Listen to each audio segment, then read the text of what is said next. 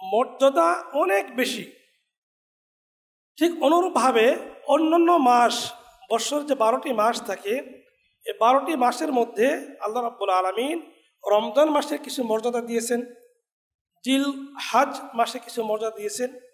ঠিক অনুরূপভাবে মুহররম, এই মুহররম মাস হিজরির প্রথম মাস, এই মাসের কিছু মর্যাদা ফজিলত আল্লাহ রাব্বুল আলামিন দিয়েছেন। এখানে একটি জিনিস আমাদের শিক্ষা নেওয়া উচিত, সেটি হলো আমরা বাংলা নববর্ষ বা ইংরেজি নববর্ষ পালন করে থাকি, যেগুলো কোরআন সুন্নাহ আদৌ সমর্থন করে না।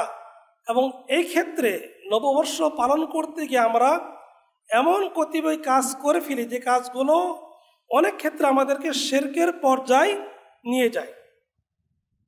কিন্তু দেখবেন যে আরবি যে হিজরি মাসগুলো রয়েছে, মুহররম মাস প্রথম মাস, আলহামদুলিল্লাহ আমরা কোরআন সুন্নাহর অধিকারী বিধায় এই হিজরি সনের কোনো নববর্ষ আমরা পালন করি না।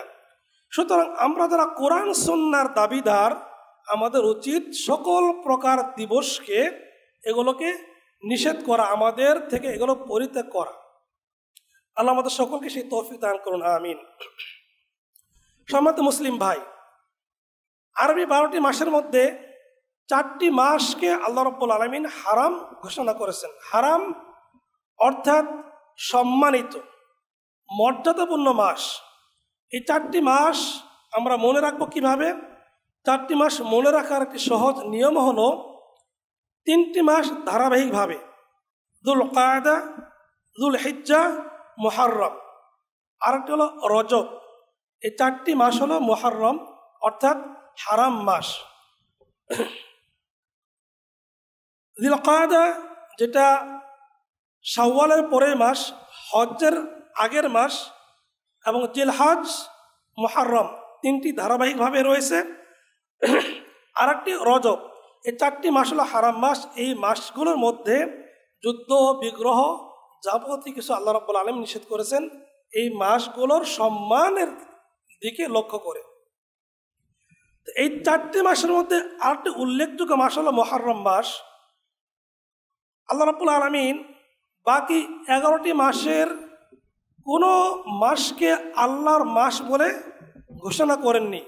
আমাদের প্রিয় নবী মুহাম্মদ রাসূলুল্লাহ সাল্লাল্লাহু আলাইহি ওয়াসাল্লাম তিনিও বাকি 11টি মাসকে আল্লাহর মাস হিসেবে তিনি কখনো বলেননি। কিন্তু মুহররমের মাসের ক্ষেত্রে আল্লাহ রাব্বুল আলামিনের রাসূল সাল্লাল্লাহু আলাইহি ওয়াসাল্লাম তিনি বলেছেন শাহরুল্লাহিল মুহররম, আল্লাহর একটি মাস, সেটি হলো মুহররম মাস।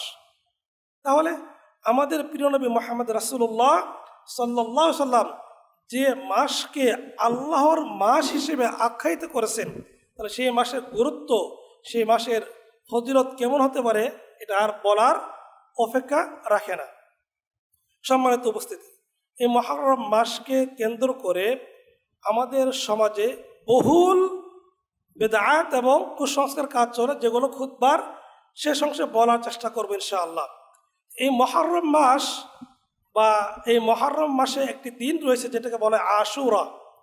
মুহররম মাসের 10ম তারিখকে বলে আশুরা। এই আশুরাকে আশুরা কেন বলা হয়? আশারা শব্দের অর্থ হলো 10, আর এটাকে 10ম করতে গেলে আশুরা বলতে হয়।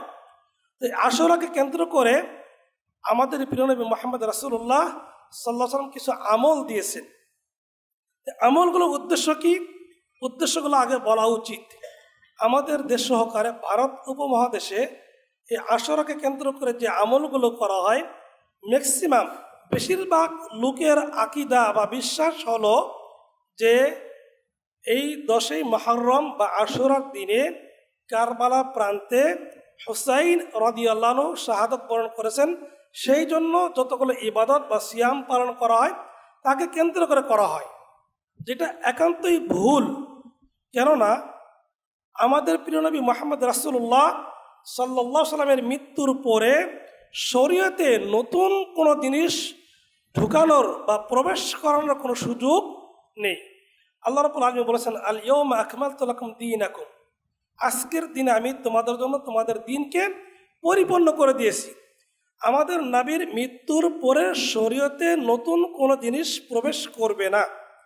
সুতরাং আমাদের প্রিয় নবী মুহাম্মদ রাসূলুল্লাহ সাল্লাল্লাহু আলাইহি সাল্লামের ইন্তেকালের 50 থেকে 51 বছর পরে কারবালার প্রান্তে হুসাইন রাদিয়াল্লাহু আনহুর শাহাদত বরণ করাকে কেন্দ্র করে কোনো ইবাদত চলবে, কোনো সিয়াম পালন করা হবে, বা এই বিষয়কে কেন্দ্র করে নতুন কোনো ইবাদত করা হবে, এগুলো সম্পূর্ণ হলো বেদাতের অন্তর্ভুক্ত।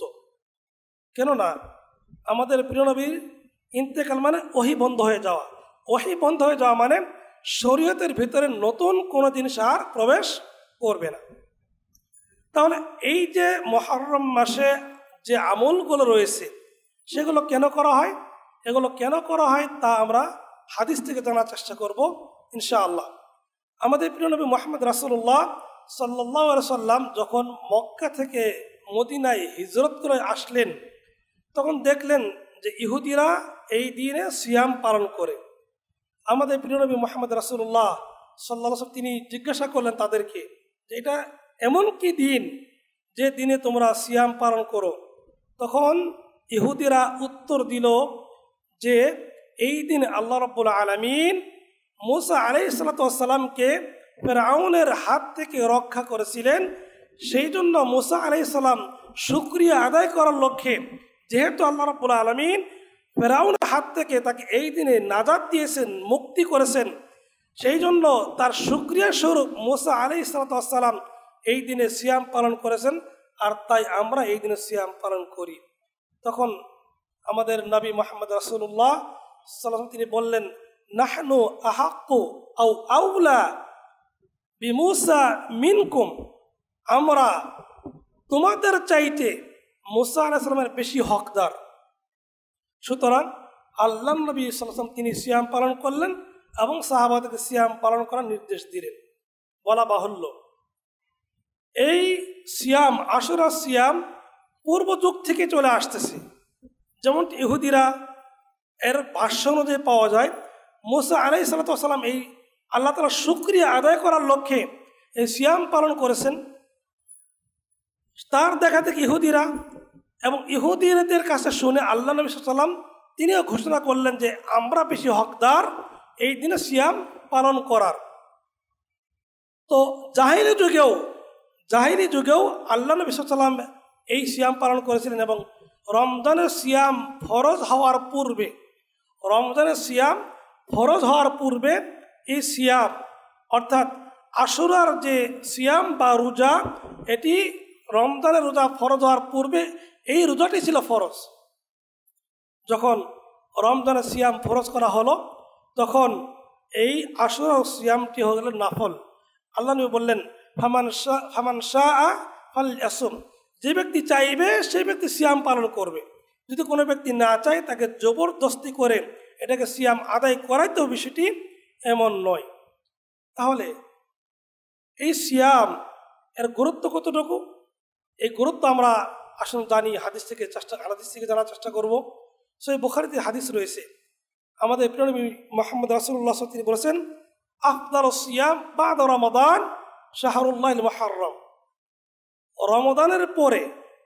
রমাদানের পরে সবচাইতে গুরুত্বপূর্ণ, সবচাইতে ফজিলতপূর্ণ, রমাদানের পরে সবচাইতে গুরুত্বপূর্ণ, সবচাইতে ফজিলতপূর্ণ সিয়াম হলো এই আশুরা, মুহররমের আশুরা সিয়াম।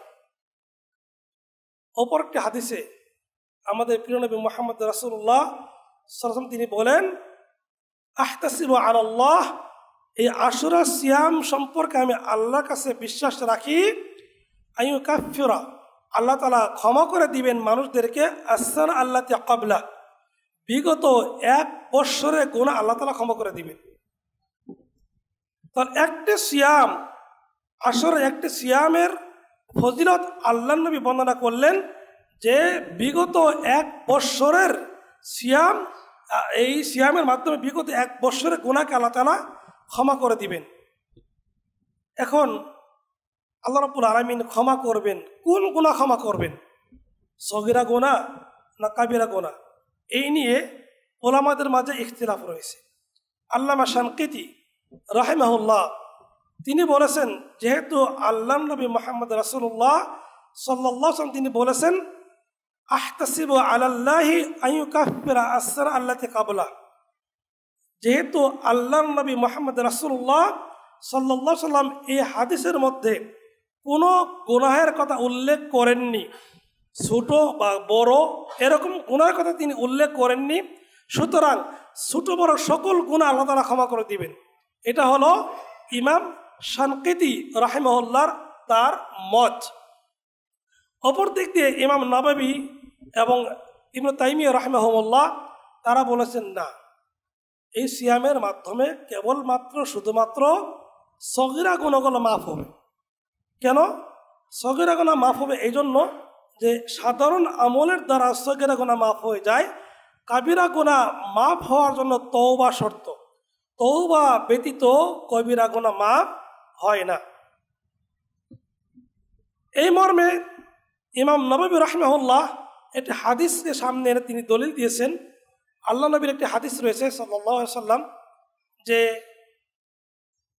আসসালাওয়াতুল খামস ওয়াল জুমআতু ইলাল জুমআহ ওয়া রমাদানু ইলাল রমাদান ওয়াল উমরাতু ইলাল উমরাহ, যে 5 ওয়াক্ত সালাত যখন কোনো ব্যক্তি আদায় করবে, এক জুমা থেকে আরেক জুমা এর মধ্যবর্তী, এক রমাদান থেকে আরেক রমাদান এর মধ্যবর্তী, এবং এক উমরা থেকে আরেক উমরা এর মধ্যবর্তী যতগুলো গুনাহ হয়, আল্লাহ রাব্বুল আলামিন তার সকল গুনাহ মাফ করে দেন, ইল্লাল কাবায়ের আও ইল্লা ইন ইজতানিবাল কাবায়ের, যদি সে কবিরা গুনাহ থেকে মুক্ত থাকে। তাহলে এই হাদিস প্রমাণ করে যে 5 ওয়াক্ত সালাতের মাধ্যমে আমাদের সগীরা গুনাহগুলো মাফ হয়ে যায়। এক জুমা থেকে আরেক জুমা পর্যন্ত আমাদের দ্বারা যে সগীরা গুনাহগুলো হয় সেগুলো আল্লাহ তাআলা ক্ষমা করে দেন জুমার নামাজের মাধ্যমে। এক রমাদান থেকে আরেক রমাদান পর্যন্ত আমাদের দ্বারা যদি কোনো সগীরা গুনাহ ছোট গুনাহ হয়ে যায়, তাহলে এর মাধ্যমে এই রমাদানের মাধ্যমে আল্লাহ রাব্বুল আলামিন ছোট ছোট গুনাহগুলো ক্ষমা করে দিয়ে থাকেন। অনুরূপভাবে কোনো ব্যক্তি যদি একটা উমরা করেন, পরবর্তী উমরা করার আগ পর্যন্ত যদি কোনো সগীরা গুনাহ করে থাকে, সেগুলো আল্লাহ তাআলা ক্ষমা করে দেন, শর্ত হলো কবিরা গুনাহ না করলে। তাহলে বোঝা গেল এই আমলগুলোর মাধ্যমে কাবিরা গুনাহ ক্ষমা হয় না। কাবিরা গুনাহ ক্ষমা হওয়ার জন্য অবশ্যই তওবা শর্ত, তওবা করতে হবে। তওবাবিহীন কাবিরা গুনাহ ক্ষমা হয় না। তো দুই আলেমদের বা এই দুটি মতানক্যের সারাংশ আমরা যদি টানি বা উল্লেখযোগ্য বা রাজেহ, কাউলুর রাজেহ যদি আমরা ধরি, তাহলে ইমাম ইবনে তাইমিয়া, ইমাম নববী রাহিমাহুল্লাহ যে কথাটি বলেছেন সেই কথাটি হলো গ্রহণযোগ্য কথা। আর সেটি হলো এই সিয়ামগুলোর মাধ্যমে আমাদের সগীরা গুনাহগুলো মাফ হয়ে যাবে, কাবিরা গুনাহের জন্য অবশ্যই আমাদের তওবা করতে হবে। তাহলে আমরা জানতে পারলাম যে এই সিয়ামের মাধ্যমে বিগত 1 বৎসরের যে সগীরা গুনাহ আমরা করেছি, আল্লাহ রাব্বুল আলামিন সেগুলো ক্ষমা করবেন। এবার আসুন আমরা সিয়াম কয়টি পালন করব? এই মুহররমে সিয়াম কয়টি পালন করব? আমাদের প্রিয় নবী মুহাম্মদ রাসূলুল্লাহ তিনি একটি সিয়াম পালন করেছেন। যখন তাকে বলা হলো, ইয়া রাসূলুল্লাহ, এই দিনটি ইহুদিদের দিন, ইহুদিরা এটাকে সম্মান করে, তার এই দিন সিয়াম পালন করে, আমরা যদি একদিন সিয়াম পালন করি তাহলে তাদের সাথে আমাদের কেন যেন একটা সামঞ্জস্য হয়ে যাচ্ছে, মিলে যাচ্ছে।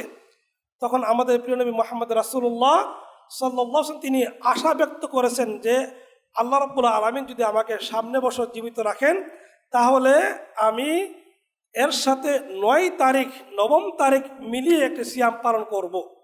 কিন্তু পরবর্তী বছর আসার পূর্বেই আমাদের প্রিয় নবী মুহাম্মদ রাসূলুল্লাহ সাল্লাল্লাহু আলাইহি ওয়াসাল্লাম তার উম্মতকে কাঁদিয়ে তিনি আল্লাহটাকে সাড়া দিয়ে চলে যান। তার এই হাদিসগুলো থেকে বোঝা যায় যে সিয়াম দুটি। তো এই হাদিসগুলোর সবগুলো একত্র করে উলামারা আশুরা সিয়ামকে 4টি স্তরে ভাগ করেছেন। আশুরা সিয়ামকে 4টি স্তরে ভাগ করেছেন। প্রথম স্তর হলো 9ম তারিখ এবং 10ম তারিখ, এটা প্রথম স্তর। দ্বিতীয় স্তর হলো 10ম তারিখ এবং 11তম, অর্থাৎ 10 এবং 11 তারিখ, এটা দ্বিতীয় স্তর। 3 নম্বর স্তর হলো শুধুমাত্র আশুরার দিন, শুধুমাত্র 10 তারিখের। আর 4 নম্বর হলো যে 9 তারিখ, 10 তারিখ 11 তারিখ তিনটাই সিয়াম পালন করবে। এই 4টি স্তরে উলামারা ভাগ করেছেন। ইবনে বাজ রাহিমাহুল্লাহ, যিনি গত শতাব্দীতে সৌদি আরবের গ্র্যান্ড মুফতি ছিলেন, ইবনে বাজ রাহিমাহুল্লাহকে জিজ্ঞাসা করা হয়েছিল যে আশুরা সিয়াম কয়টি পালন করব। তিনি তার উত্তরে বলেছেন যে মুহররম মাস পুরোটাই ইবাদতের মাস। কোনো ব্যক্তি যদি চায় মুহররমের শুরু থেকে শেষ পর্যন্ত সিয়াম পালন করবে, সে করতে পারে, কোনো সমস্যা নেই। কোনো ব্যক্তি যদি চায় নবম এবং 10ম তারিখ, এটা করতে পারে, এটা হাদিস দ্বারা প্রমাণিত এবং এই ব্যাপারে সকল প্রকার ওলামা ইত্তিফাক, তারা সকলে একমত হয়েছে। কোনো ব্যক্তি যদি কোনো কারণে 9 তারিখ রাখতে না পারেন, তাহলে 10ম এবং 11 তারিখে রাখবেন। তো এই ব্যাপারে 10 এবং 11 তারিখের ব্যাপারে যে হাদিসটি রয়েছে, এই হাদিসের ব্যাপারে অনেক উলামাই কথা বলেছেন যে এই হাদিসটির সনদ সহি নয়। কিন্তু বিন বাজ রাহিমাহুল্লাহ, ইবনে উসাইমিন রাহিমাহুল্লাহ, তারা বলেছেন যে কোনো ব্যক্তি যদি 9, 10 রাখে আলহামদুলিল্লাহ, যদি রাখতে না পারে 10 এবং 11 রাখলে কোনো সমস্যা নেই। এখন কোনো ব্যক্তি যদি শুধুমাত্র 10 তারিখ রাখে, সে রাখতে পারবে কিনা, এটিও উলামাদের মাঝে ইখতিলাফের কারণ, যেহেতু ইহুদিরা একদিন সিয়াম পালন করে, আর আমাদের উচিত ইহুদিদের খিলাফ করা, ইহুদিদের বিরোধিতা করা, আর সেই জন্য আমাদের প্রিয় নবী মুহাম্মদ রাসূলুল্লাহ সাল্লাল্লাহু আলাইহি ওয়াসাল্লাম তিনি 9 তারিখে একটি সিয়াম পালন করার আশা ব্যক্ত করেছেন। সুতরাং অবশ্যই একদিন আগে বা পরে রাখতে হবে, এটা একদল ওলামার কথা। কিন্তু সঠিক মত হলো কোনো ব্যক্তি যদি কোনো কারণে 9 তারিখ বা 11 তারিখ রাখতে সে সক্ষম না হয়, শুধুমাত্র 10 তারিখ রাখতে সক্ষম হয়, তাহলে কোনো সমস্যা নেই, শুধুমাত্র 10 তারিখ সে সিয়াম পালন করতে পারে। তবে মুসলিম হিসেবে আমাদের উচিত ইহুদিদের খিলাফ করা, 9 তারিখ এবং 10 তারিখ রেখে ইহুদিদের খিলাফ করা। এরপর বিন বাজ রাহিমাহুল্লাহ যে ফতোয়াটা বলতেছিলাম, সেটি হলো বিন বাজ রাহিমাহুল্লাহ 4র্থ নম্বর স্তরের কথা বলেছেন যে নবম, 10ম এবং 11 এই 3 দিন কোনো ব্যক্তি যদি রাখে, আফদাল ওয়া আহসান, তিনি এইভাবে 2 বার উল্লেখ করেছেন, আফদাল ওয়া আহসান। কোনো ব্যক্তি যদি 3টি সিয়াম পালন করে, 9, 10 এবং 11, তাহলে এটা হলো উত্তম এবং একটি ভালো কাজ। এটা বিন বাজ রাহিমাহুল্লাহর ফতোয়া। তবে সকল উলামা তাদের মাশহুর কথা হলো যে 9 তারিখ এবং 10 তারিখ। তাহলে আমরা ইনশাআল্লাহ যদি চেষ্টা করি ইবনে বাজ রাহিমাহুল্লাহর ফতোয়াকে গ্রহণ করার, তাহলে আমরা 3টি রাখার চেষ্টা করব। আর কোনো ব্যক্তি যদি চায় যে আরও বেশি করবে, এটা আরও তার জন্য উত্তম ইনশাআল্লাহ। তবে 9 তারিখ এবং 10 তারিখ এটি হলো কোরআন সুন্নাহ দ্বারা বেশিরভাগ উলামা বলেছেন, যেহেতু আমাদের নবী 9 তারিখ রাখার একটি আশা ব্যক্ত করেছিলেন। এবার একটি প্রশ্ন আসতে পারে, সেটি হলো যে যেটা আমাদের দেশে অনেক ইখতিলাফি মাসালা, যে 10 তারিখ আশুরা, এটা কোন 10 তারিখ? আমাদের বাংলাদেশে 10 তারিখ না সৌদি আরবের সাথে মিলে 10 তারিখ? আমরা যদিও ছাত্র মানুষ, আমাদের ওস্তাদের কাছ থেকে যতটুকু শুনেছি বা জেনেছি, বা আমাদের দেশীয় যারা বড় আলেম ছিলেন তাদের কাছে যতটুকু আমরা শিক্ষা নিতে পেরেছি, সেটা হলো যে যার যার দেশের যে তারিখ, এই তারিখ অনুযায়ী আমরা সিয়াম পালন করবো ইনশাআল্লাহ। আল্লাহ রাব্বুল আলামিন আমাদের এখান থেকে কবুল করে নেবেন ইনশাআল্লাহ। সম্মানিত উপস্থিতি, এই মুহররমকে কেন্দ্র করে যে সমস্ত বেদাতগুলো আমাদের দেশে চালু আছে, সেগুলো সংক্ষিপ্ত ধারণা দেওয়ার চেষ্টা করব ইনশাআল্লাহ। প্রথমে বলেছিলাম যে এই মুহররম মাসে যে ইবাদতগুলো রয়েছে বা এই মাসের যে ফজিলতগুলো রয়েছে, তার সাথে কারবালার কোনো সম্পর্ক নেই। এটা চলে আসছে মুসা আলাইহিস সালাতু ওয়াস সালাম, আল্লাহ রাব্বুল আলামিন তাকে যে নাজাত দিয়েছেন সেখান থেকে। কিন্তু আমাদের এই ভারত উপমহাদেশ সহকারে কেমনে যেন শিয়াদের একটি আকীদা এখানে ঢুকে যায়। শিয়াদের আকীদা ঢোকার কারণে এই মুহররম মাস আসলেই আমরা অনেক কিছু দেখতে পাই। তার মধ্যে উল্লেখযোগ্য একটি বিষয়, সেটি তাজিয়া মিছিল দেখতে পাই আমরা। এই তাজিয়া মিছিল কি? হুসাইন রাদিয়াল্লাহু আনহুর একটি কাল্পনিক কবর তৈরি করা হয় এবং তাদের বিশ্বাস এই কবরে হুসাইন রাদিয়াল্লাহু আনহুর রূহ এখানে আসে এবং এই কবরকে যারা সেজদা করবে, এই কবরকে যারা সালাম জানাবে, হুসাইন রাদিয়াল্লাহু আনহু তাদের এই সালামের জবাব বা তাদের এই জিনিসটাকে পছন্দ করবেন ও আল্লাহর কাছে তাদের জন্য সুপারিশ করবেন। এটি একটি তাদের ধারণা। আসলে এটা 352 হিজরিতে চালু হয়।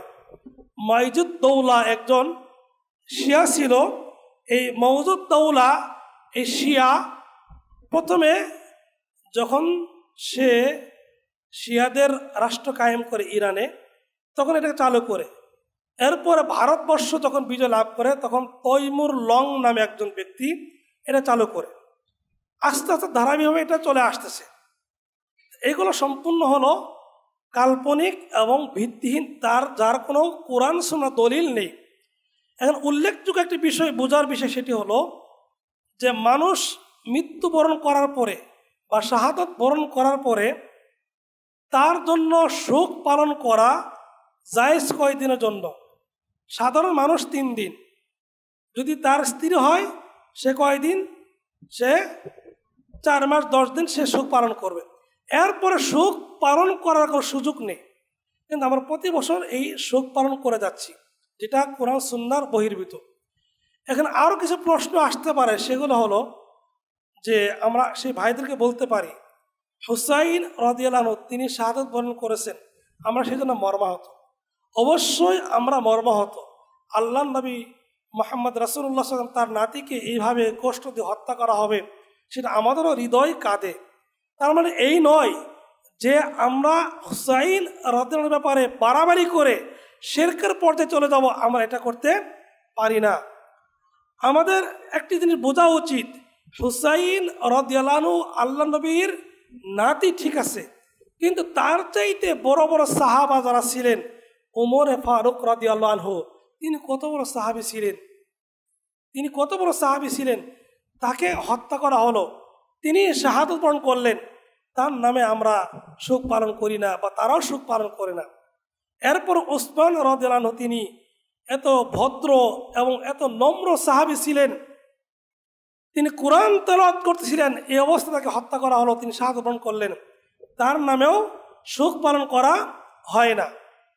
এবং যে হুসাইন রাদিয়াল্লাহু আনহুকে নিয়ে এত মাতাম, এত বাড়াবাড়ি, তার পিতা আলী রাদিয়াল্লাহু আনহু তিনি ফজর নামাজের জন্য মসজিদে যাচ্ছেন, প্রতিমধ্যে তাকে হত্যা করা হলো, তাকে নিয়েও শোক পালন করা হয় না। এই ঘটনাগুলো যদি আমরা সামনে রাখি তাহলে সহজে বুঝতে পারি যারা এই কাজগুলো করতেছে সেগুলো তাদের বাড়াবাড়ি এবং হুসাইন রাদিয়াল্লাহু আনহুর ব্যাপারে তাদের বেশি বাড়াবাড়ি। সম্মানিত মুসলিম ভাই, এই মুহররম মাস আসলে আমরা দেখতে পাই কিছু মিথ্যা কাহিনী, মিথ্যা গল্প আমরা শুনতে পাই। তার মধ্যে একটি মিথ্যা গল্প আমরা শুনতে পাই যে আমাদের প্রিয় নবী মুহাম্মদ রাসূলুল্লাহ সাল্লাল্লাহু আলাইহি সাল্লামের বিবি, দুঃখিত, তার কন্যা কুলসুম রাদিয়াল্লাহু আনহা, উসমান রাদিয়াল্লাহু আনহুর স্ত্রী, তিনি নাকি একবার মদিনার সকলকে দাওয়াত খাওয়াবেন, সকলকে দাওয়াত দিলেন, কিন্তু ফাতেমা রাদিয়াল্লাহু আনহাকে দাওয়াত দিলেন না। আমি আজকেও ওই জিনিস আসলে এগুলো বলে কিনা জানার জন্য ইউটিউবে সার্চ দিলাম। এইবার অনেকগুলো, বিশেষ করে যারা বাউল শিল্পী যারা, তাদের এগুলো অনেক কিস্সা কাহিনী, জারি গানগুলো রয়েছে। তারা বলার চেষ্টা করে যে কুলসুম রাদিয়াল্লাহু আনহা তিনি মদিনাবাসীকে দাওয়াত খাওয়াবেন, কিন্তু ফাতেমা রাদিয়াল্লাহু আনহাকে দাওয়াত তিনি দিলেন না। কেন দিলেন না? ফাতেমা রাদিয়াল্লাহু আনহা তিনি হলেন গরিব, তার অর্থ সম্পদ নেই, তার ছেলেদের পরের পোশাক ভালো নয়, সেজন্য তিনি দাওয়াত দিলেন না। এবার রান্নাবান্না হলো, সব মেহমান চলে আসলো, কিন্তু আল্লাহ নবী সাল্লাল্লাহু আলাইহি ওয়াসাল্লাম দেখলেন যে সেখানে ফাতেমা, হাসান হোসেন নেই। আল্লাহ নবী বললেন, কুলসুম কি ব্যাপার, ফাতেমা কোথায়, হাসান হোসেন কোথায়? কুলসুম রাদিয়াল্লাহু আনহা নাকি উত্তর দিলেন যে তারা গরিব, তাদেরকে সেভাবে দাওয়াত দেওয়া হয়নি। তখন যে পাতিলে রান্না করা হয়েছিল সেই পাতিল তুলে নাকি দেখা গেল সকল খাবার পুড়ে কয়লা হয়ে গিয়েছে। এরপরে জান্নাত থেকে শাড়ি আসলো, সেই শাড়ি পরে ফাতেমা রাদিয়াল্লাহু আনহা সেখানে গেলেন, আবার সকল পাতিলে খাবার ভালো হয়ে গেল। এটি মিথ্যা কাহিনী আমাদেরকে শোনানো হয়। আমি দেখেছি রেডিওতে এই গল্প যখন শুনতাম আমার মা চাচিরা তারা কান্না করতেন। তো অথচ দেখেন শিয়াদের একটি মানে সূক্ষ্ম চাল, আমাদের নাবির বংশধর, তার ব্যাপারে মিথ্যা অপবাদ আমাদের অন্তরে কিভাবে ঢেলে দিচ্ছে, এটা কি কল্পনা করা যায়? আমাদের নাবির কন্যা উসমান রাদিয়াল্লাহু আনহু, তার স্ত্রী আল্লাহ নবীর কন্যা সাহাবীর ব্যাপারে এরকম মন্তব্য করা, এটা ঈমান হারাদের একটি বিষয়। কারণ শিয়ারা কখনো উসমান রাদিয়াল্লাহু ভালো চোখে দেখেন না। তারা সেজন্য সূক্ষ্মভাবে তারা আমাদের মাঝে এই আকীদাগুলো ঢুকে দিয়েছে। আর একটি আমাদের দেশে যারা সুন্নি গ্রুপ রয়েছে তাদের একটি গান মাধ্যমে শুনতে পাই আমরা, এই মহররম আসলে, এই মহররম আসলে তাদের একটি গান বলে থাকে, মা ফাতেমা কান দিয়ে কয় আজ বুঝি কারবালাতে হোসাইন শহীদ হয়। আপনার হয়তো অনেকে শুনেছেন যে মা ফাতেমা কান দিয়ে কয় আজ বুঝি কারবালাতে হোসাইন শহীদ হয়। এটা একটি মিথ্যা কথা। এটি মিথ্যা কথা, মানুষের আকীদাকে নষ্ট করা একটি ভ্রান্ত একটি মানে প্রচেষ্টা আর কি। আমাদের নবী মুহাম্মদ রাসূলুল্লাহ সাল্লাল্লাহু আলাইহি ওয়াসাল্লামের ইন্তেকালের 6 মাসের মাথায় ফাতেমা রাদিয়াল্লাহু আনহা তিনি ইন্তেকাল করেন। আর তারও 50 থেকে 51 বছর পরে কারবালা প্রান্তে ঘটনা ঘটে। তাহলে এতদিন পরে ফাতেমা রাদিয়াল্লাহু আনহা কিভাবে কান্দে কেঁদে কেঁদে বলতে পারে যে আজ বুঝি কারবালা প্রান্তে আমার ছেলে হুসাইন শাহাদত বরণ করে? এটি মিথ্যা কাহিনী।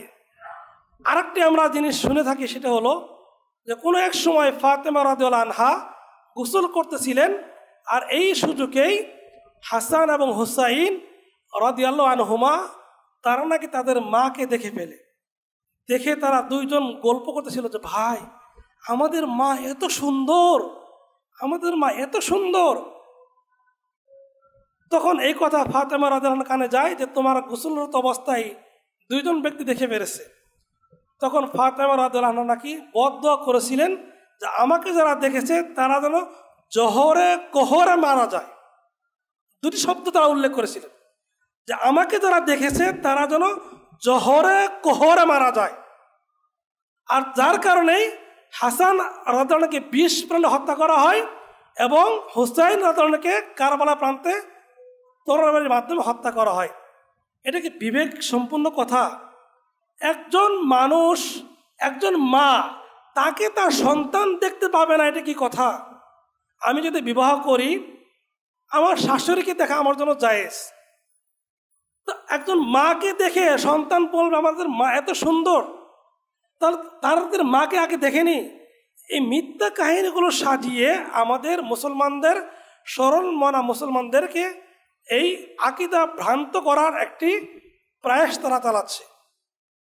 সম্মানিত মুসলিম ভাই ও বোন, এই মহররম মাসকে কেন্দ্র করে গ্রামগঞ্জে লাঠিয়াল খেলা হয়। আমরা সেগুলো চাউল দিয়ে বা তাদেরকে টাকা পয়সা খেলাগুলো দেখি, যে পিঠে আঘাত করা হয়। আমি এটি আগে জানতাম না, এটা জেনে খুবই অবাক হয়ে গেলাম যে লাঠি বাড়ি যে খেলা হয়, যে পিঠেতে আঘাত করা হয়, এই আঘাতটা হলো হুসাইন রাদিয়াল্লাহু আনহু শাহাদাত বরণ করেছে তার সুখকে স্মরণ করার জন্য। মনে রাখবেন, আল্লাহ নবী মুহাম্মদ রাসূলুল্লাহ সাল্লাল্লাহু আলাইহি ওয়াসাল্লাম তিনি লানত করেছেন ওই ব্যক্তির জন্য যে ব্যক্তি কোনো ব্যক্তির মৃত্যুকে কেন্দ্র করে আর শোক প্রকাশ করতে গিয়ে গাল থাপড়াবে, বুক চাপড়াবে, জোরে জোরে চিল্লাচিল্লি করবে, তাদের জন্য আল্লাহ নবী লানত করেছেন। তো সুতরাং এই ক্ষেত্রে হাই হুসেনকে রক্তাক্ত হওয়া, বুকে চাপড়ানো, কাপড় ছিঁড়ে ফেলা, এগুলো সম্পূর্ণ শরীয়ত বিরোধী কর্মকাণ্ড, যেগুলো শরীয়তের কোনো ভিত্তি নেই। এই মহররমকে কেন্দ্র করে আরও জিনিস করা হয়, সেগুলো হলো যে চোখে সুরমা লাগানো হয়। স্মিথ নামক একটি সুরমা, এই সুরমা ব্যবহার করা হয় এবং তারা বলে থাকে কোনো ব্যক্তি যদি এই স্মিথ নামক সুরমা মহররম মাসে চোখে লাগায় তাহলে তার চোখে কখনো রোগ হবে না।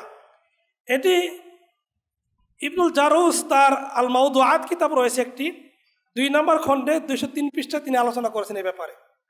মাউদুআত মানে এই কিতাবটির ভিতরে যত প্রকার বানোয়াট আমল রয়েছে সবগুলো তিনি এখানে উল্লেখ করেছেন। তো মুহররমকে কেন্দ্র করে তারা এই কাজটি করে থাকে।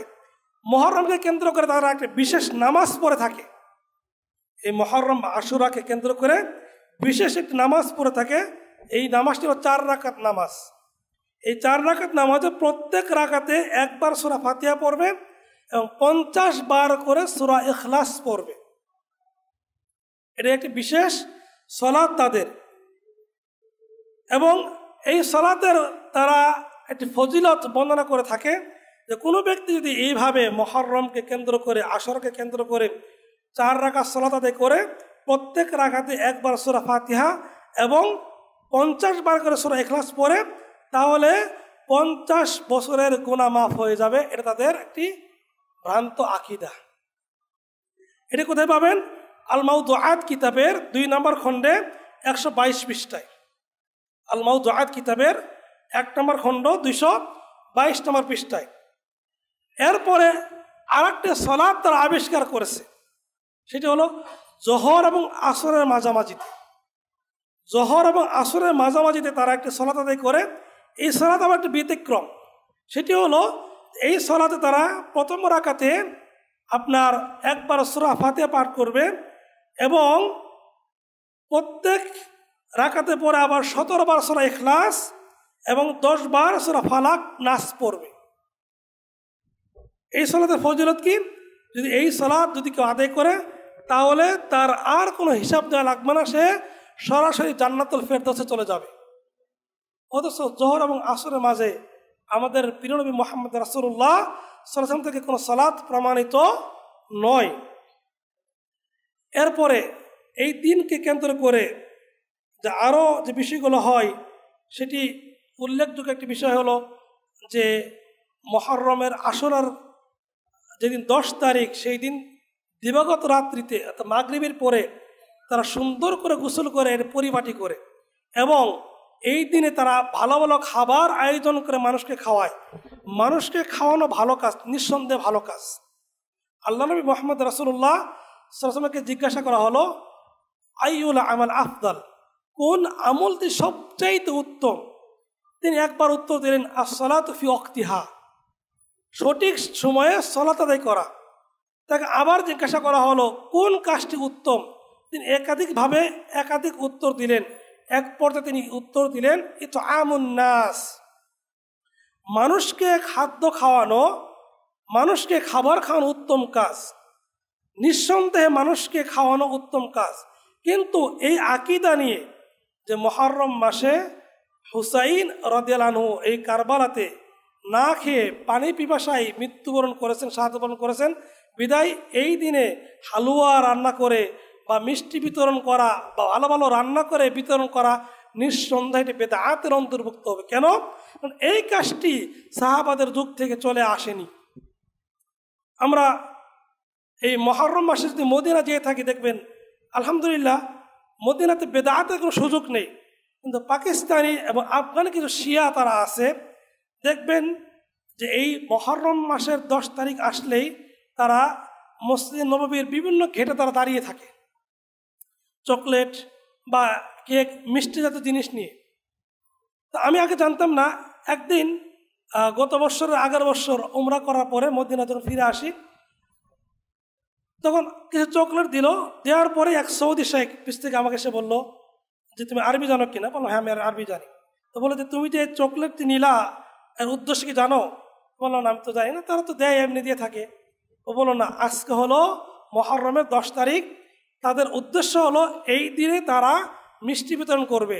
তারা তো সেইভাবে মিষ্টি বিতরণ করতে পারে না, সেজন্য কৌশলে চকলেট জাতীয় এগুলো বিতরণ করে থাকে। এগুলো সম্পূর্ণ কুসংস্কার এবং সম্পূর্ণ হলো বেদায়াতি আমল। তো এই আমলগুলো থেকে আমাদের দূরে থাকতে হবে এবং এগুলো থেকে আমাদের সন্তানদেরকেও শিক্ষা দিতে হবে। এবং সবচাইতে গুরুত্বপূর্ণ বিষয় হলো যে এই মুহররম কেন্দ্রিক বা কারবালা কেন্দ্রিক একটি বই লেখা হয়েছে বিষাদ সিন্ধু। আসলে মূলত এটি কোনো ঐতিহাসিক কোনো কিতাব নয়, এটি একটি উপন্যাস জাতীয়। এই বইকে পড়ে কারবালার সঠিক ইতিহাস জানা সম্ভব নয়। সুতরাং এই সমস্ত বই থেকে পড়া থেকে আমরা বিরত থাকব। যারা হাক্কারি কোরআন সুন্নাহর আলেম যারা রয়েছেন তাদের কিতাবগুলো পড়ে আমরা কারবালার ইতিহাস জানবো। তো আজকের খুতবার মূল বিষয়বস্তু হিসেবে আমি যেটি বোঝানোর চেষ্টা করছি সেটি হলো যে এই মুহররম মাস আল্লাহর কাছে অত্যন্ত গুরুত্বপূর্ণ একটি মাস। এই মাসের যে সিয়াম 9 তারিখ 10 তারিখ যদি কোনো ব্যক্তি রাখতে অক্ষম হন তাহলে 10 এবং 11, আর কোনো ব্যক্তি যদি 9, 10, 11 রাখতে পারেন আলহামদুলিল্লাহ তার জন্য ভালো। আর এই মুহররমকে কেন্দ্র করে যতগুলো বেদায়াতি কাজ রয়েছে, কুসংস্কার কাজ রয়েছে, এগুলো থেকে অবশ্যই আমাদেরকে দূরে থাকতে হবে। আল্লাহ রাব্বুল আলামিন আমাদের সকলকে এই সমস্ত কাজ থেকে দূরে থাকার তৌফিক দান করুন, আমিন। ওয়া আখিরু দুআনা আলহামদুলিল্লাহ আমিন।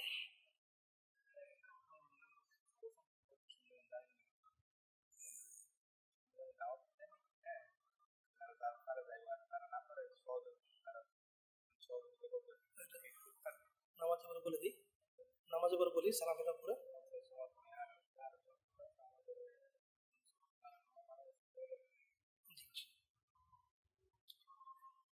ইন্নাল হামদুলিল্লাহ ওয়াসসালাতু ওয়াসসালামু আলা রাসূলিল্লাহ বা'দ। আউযু বিল্লাহি মিনাশ শাইতানির রাজীম। বিসমিল্লাহ। আউযু বিল্লাহি মিনাশ শাইতানির রাজীম। ইন্নাল্লাহা ওয়া